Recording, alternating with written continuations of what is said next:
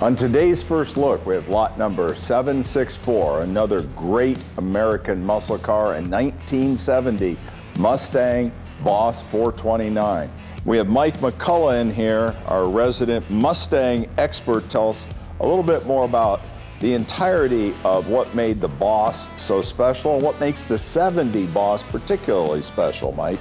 Thanks, Craig. Yeah, this car is one of only 210 that's finished in the grabber blue with the white interior. This is the most powerful engine that Ford produced back in the day. Factory rated at 375 horsepower. Ford basically took Mopar's design of the 426 Hemi, put a little twist on the cylinder head, made it a semi-hemispherical chamber, and produced just a phenomenal motor so they could take this motor, stick it in their Talladegas, and go to NASCAR.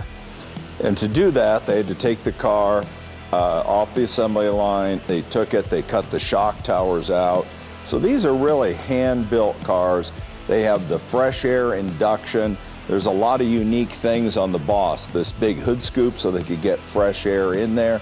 This has KK number 2075, which means it's a very early production car. It is in grabber blue. This is an original Z-code Boss 429 and is documented by its build sheet, Ford data report.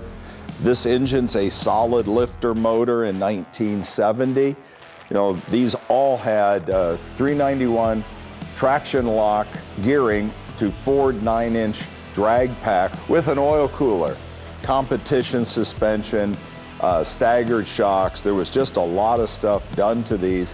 Very cool cars. They have front spoilers, 15-inch Magnum 500 wheels, Goodyear polyglass tires.